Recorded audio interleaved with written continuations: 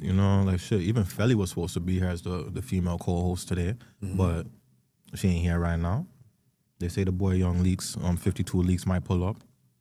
If he don't, shit. You know what I'm saying? We're gonna see him eventually. You know what I'm saying? Shout out to Freaky Leaks. You know what I'm saying? Okay.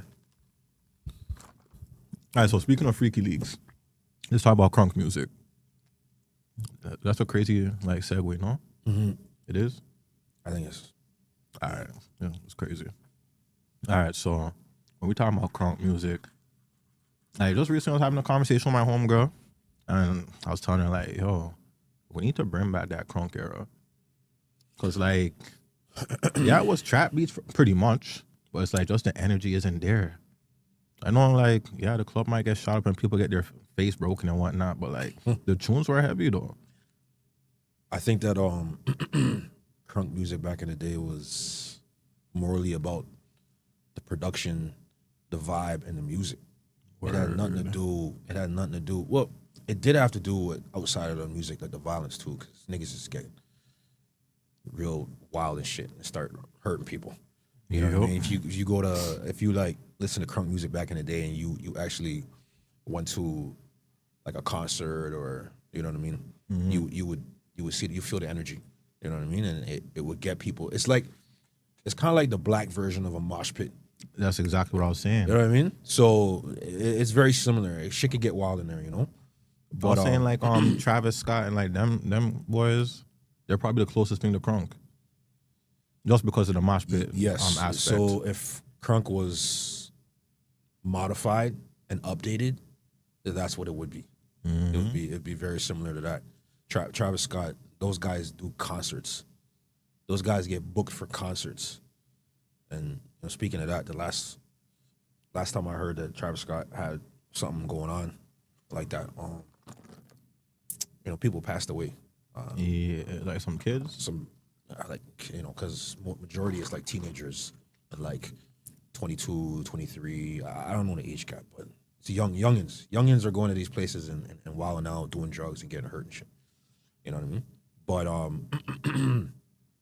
there are a few artists out there that have that impact that could bring back crunk music. You know what I mean? Another guy named what's his name? Deuce? No. This new artist I just started listening to recently. He's fucking really dope from Trinidad. Saint John. Okay, yeah, I've heard the name. He does concerts and festivals, and this nigga is mad talented, bro. Mad talented, like crazy talented. I know you say like, 'cause I know you're like a hard R&B head, so you don't be rating the rappers who sing and shit. That he sing? No, but the records that he does do, that he's actually melodically either rapping or trying to hit a note, it's fire. Fire. I mean, I fuck with rappers that be on the melodic tip too. Like I listen to Durk, Toosey, and them niggas too. You know, I don't listen to Rodway. If you too the person for me, I can't listen to that guy. But Durk, fire. Word. Fire. I fuck with Durk. Like his Signed to the Streets 3 album, I still be bumping that. Like more than like anything else from him. That's like from like probably 2018 or some shit. His last album he dropped was fire too. The one he just came out with recently. I didn't even listen to that yet. Fire. He's in deep thought. Ironically, that's the name of the album or something close to the album name, but he is definitely in deep thought. He's thinking. You got a lot of time to think when you're behind bars, obviously. So, crazy. You know? He kind of knew that. Yeah, he definitely felt something was coming. Yeah, that's obviously why anybody in his position would have done the same thing he did, you know what I mean, in regards to, you know, get right with your maker, you know, which is what he did. You know what I mean? He had all of his criminal charges removed. You gotta have paper to do that. But yeah, because, bro, like he can't, if the amount of charges that he had on his rap sheet previously, he couldn't leave the country. Nobody's accepting him anywhere else. So he had to get that shit taken off. I didn't even know that even happened. He did. So at one point he came out and said that, if I'm not mistaken, that yo, like all my criminal charges are gone. I'm free. My charges are finally free. And I can get back to living normal life type shit. You know what I mean? So I think that He's a extremely impactful artist, and there's not too many like him. He's the voice for real. Like people really listen to that guy. Yeah. So, yeah, but I don't know. There's not too many back on the crunk music tip. There's not too many people who can bring that back. Honestly, Lil Jon was really that nigga that really put that shit together and held it together. Definitely. Like with all the little, Definitely. like I'm thinking I want to do like a crunk type album, and I'm gonna have Vegas on there. That's what's up. I just want to piece that shit together. I fuck Any with enough other- artists in the city that I could put together like my own, like Compilation? Yeah. Hmm? Word. What other artists you think could fit the bill for that? Just for like the crunk sound in general. Because that's a very unique sound. But here's the thing, though. The thing is, if we really listen to those Lil Jon albums, they had Jadakiss, Nas, and them niggas on there as features. Oh shit. So it's one of those things where There was some East Coast artists that would attempt to rap over crunk beats, but not too many. Because you gotta have a little bit of rhythm when you you know what I mean? You can't just like that's just kind of like a hip hop artist trying to do trap. shit, just sound Mob Deep off. did it. You know what I mean? Like Mob Deep were real gangsters. yeah. Who else was from the East? Mm-hmm.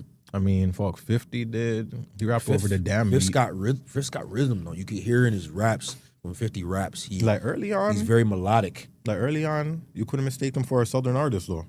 At But one like, point he- you could. Yeah, because At one point you could. He had the twang. 100%. And then it just disappeared one day. It did, but I think he realized like You don't need it. I don't need it, and I have my lane. Like gangster rap, hard New York, gutter shit is my lane, and I can do the features. People know I can rap over those beats, but most of the time it's just the gutter shit, right?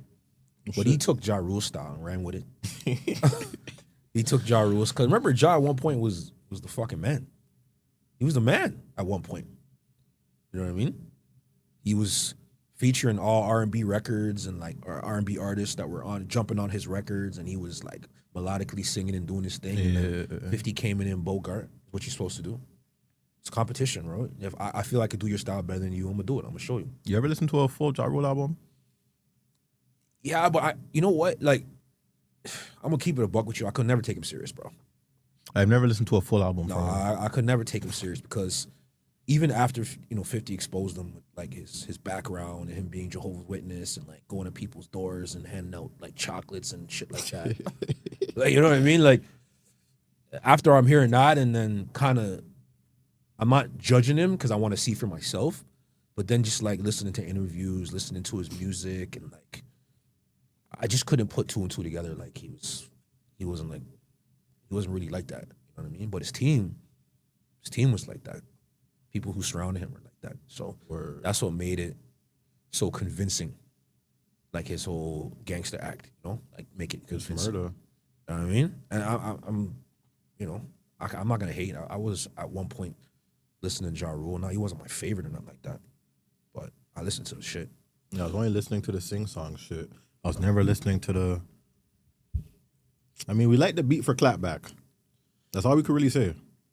Clapback was good. Was it? I mean, at the That's time, how- that- listen, at the time it was good, but when you listen to it, That wasn't a Clapback. it wasn't really a clapback like that. You know what I mean?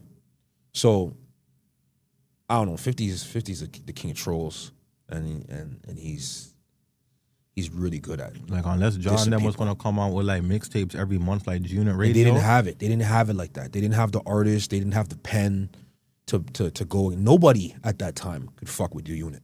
No, that's facts. Especially They were when, running through the whole fucking industry. and You know what I mean? especially when they added game to the unit, Oh too. God! At one point, they were the strongest unit in the game. You know what I mean? So a lot of these guys, like, okay, Ja Rule's pen is decent, but the unit had people with multiple pens. Yup. You know what I mean? 50 was more hardcore songwriting ability. You know what I mean? And melodic tone, so he can do all the hooks and then give you a solid verse. And then you had Banks with the PLK, he was fucking destroying everybody. And then you had you had your guy coming from out of South, you had Buck, who actually had a pen, and he's from down South, and they say a lot of people down South don't have a pen. Yeah, right? It's hard for me to tell, like, till this day, like, me and my dog still have, like, the conversation of who had the better album, Banks or Buck, on the first album. Fuck. And it's like, they're both right there. Okay, so sales-wise, obviously, we know who won sales-wise. It was Banks, right? Banks. But impact-wise, Hunger for More versus Straight Outta Cashville. Straight Outta Cashville, I think it's subjective. Word. You know?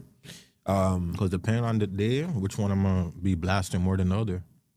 I think it's subjective to how you feel.